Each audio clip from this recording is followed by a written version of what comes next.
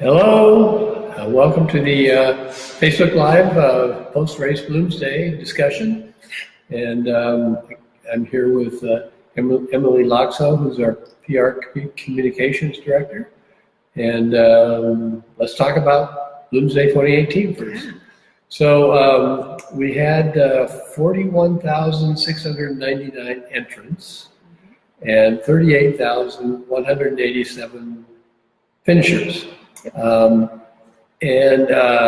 Those numbers are off of our all-time high, which in 1996 was 61,298 on entrants and 56,156 on finishers. So that's the most we've ever had.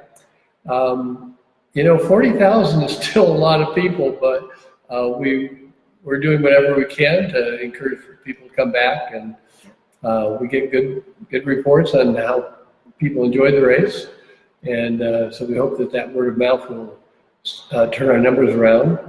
And also, we think that as the Riverfront Park comes back online after the construction's done there, that that'll give a good boost too. So we're starting to get that already with we've got the carousel, and that area is now ready to be used. So it's great to have that back. So. Some of the questions we've been getting post-race, when people enter online, they have the option to buy some souvenir gear, and sometimes they forget that they did that, and so we get contacted afterwards, and we can make, if you're one of those, if you order a medal or a shirt or a hat, there you go. Contact, and you didn't get it, contact us and we'll figure out how to get that to you. Okay. Some people contact us and say, hey, my friends all got a postcard and I didn't. And usually that happens because you've clicked this box that said, when you signed up, that says, I don't want a postcard. So sometimes we can generate those afterwards by hand, but usually that's what happens. Sometimes it's because we've got an address that was bad. And so we're getting some of those back. If you email us, we'll check and see if one was sent to you and it was returned for some reason. Yeah. And then the other thing we've had questions about, gosh, where's that printed results booklet that the Inlander has always done? And we did decide not to do that because it's a pretty expensive piece to do. And just about everybody is getting their results electronically now. They can go to the website and check their own results and their friends and family. So we decided that we'll accept the fact that we're in an electronic age and let people get their results that way. Yeah, we'll put the link to the results below in the comments too after the video. We'll let Emilie sort of talk about some of the things we've been doing since race weekend, because a lot of times people ask me, what do you do for the rest of the year? And I'm doing the same thing that I do all year round, which is Bloomsday stuff. So Emilie, why don't you go ahead and sort of share some of the things we're doing now? Sure. So some of the things we've been doing for the last month, answering a lot of emails, phone calls, getting a lot of comments on social media about all the things people loved, some things that they want us to improve. We love all the feedback, so keep it coming. Thank you. We've been counting and donating the extra finisher shirts. Be on lookout tomorrow. I think it's going to go out a piece on what happens to all those finisher shirts that don't get picked up at the end, and all the extra ones that we ordered that just never got used. Group winner award. So top 10 in most of the categories get an award and a medal of some sort. Okay. And so the last batch is in the mail today, so be on lookout for those.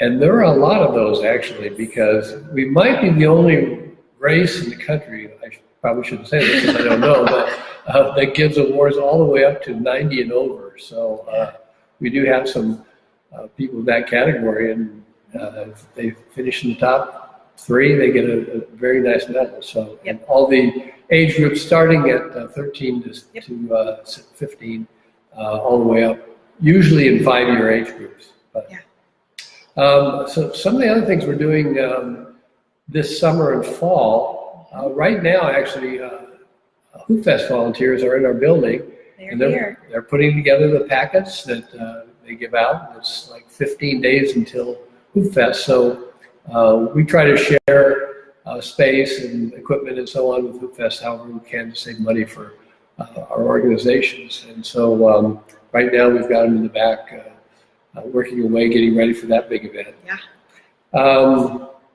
And of course, we really start planning 2019, or we did as soon as Bloomsday 2018 was over. We had a critique meeting like a few days later, and so we're into kind of the big decisions that we have to make well ahead of time. We will be having our t-shirt contest, t-shirt design contest. We'll have information on that on our website, but not until probably towards the end of August. So if you're interested, watch for details there. It'll be on social media as well, so you'll see it. That's right. Check it out. That's right. And we also, in July, we take applications to be our official charity for 2019. And if you know of a charity that would like to apply for that, if you go to our website and click on the charity button on the left side and scroll down the page, there's a thing that says applying to be our the official charity.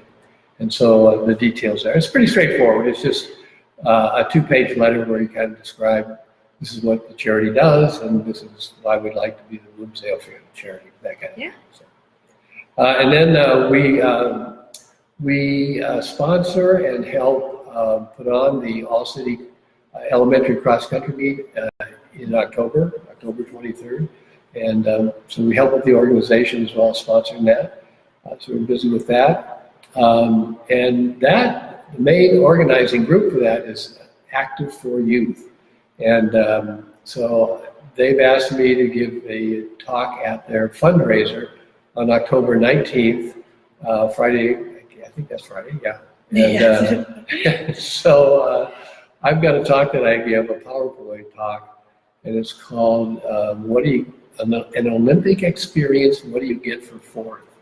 Which is what I was. So I think if, are we going to have a link to that? Okay. We'll put the link in the comments as well. Okay, so that's good. Yeah. And then finally, one of the things we do that we think is pretty neat is we sponsor some of our top high school runners to go to the Foot Locker regional meet in December. And we have extraordinary high school runners in this region. And so we are always proud to send them to this regional competition, so, basically all the western states.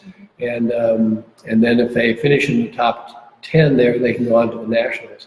And we've had somebody go to nationals for like the last 5 or 6 years, I forget exactly, but because we do have some really outstanding high school cross-country runners. So that's December. So that's kind of, those are some of the, I guess, the things we're doing between now and then. Yeah. Something new for 2019, big project that I'm working on. We're figuring out last minute details now. Be on the lookout in October for an official announcement. We're going to be looking for a handful of past Bloomsday participants who have a certain amount of qualities that we think can help us and we can help them in their fitness and running journey. So be on the lookout in October. That'll be on social media. Okay. Well, I might mention that we are sitting in front of a whole wall full of Fit for Bloomsday posters, and that is our elementary school running walking program that we launch every spring, so we'll be back at it next February. And the kids in the program can submit a design for the poster, and so we review those. Actually, we have a committee that looks at them in December, and then the winning poster actually becomes the main element on the poster for the next year. So we've been doing this for about 30 years now, and we think it's a really good way to get kids interested, knowing about running, health and fitness, nutrition, and so on. So that's our Fit for Bloomsday, Fit for Life program. And every year I tack up the latest poster on our wall here, so we don't have bare walls, but nice colorful posters that the kids have designed. Yeah. Shout out to Trish. Hello. We see your comment. Some last minute things. Make sure you're following us on Facebook, which is at Bloomsday Run. Make sure you're following us on Instagram at Bloomsday Run, and then as well as Twitter at Bloomsday Run. We have an email newsletter that goes out once a month now until December, and then we bump it up to twice a month for May through May or June, January through May, I think, is when it's 2 times a month. We are going to put the link in the comments below as well, so you can sign up for that. You can also sign up on our website to receive those email newsletters. It's the quickest way to get all the new and fun things that are happening around Bloomsday. And then Bloomsday 2019, it's May 5th. Make sure you mark your calendars now. Always the first Sunday in May. So far, anyway, it's always been. And so we're looking to the future and keeping it on that first Sunday in May. Yeah. We hope people will come back, bring family and friends, convince people from out of town to come here and share a fun weekend next spring. Yep, definitely. All right. We done? We're done. Okay, thanks Bye. everyone.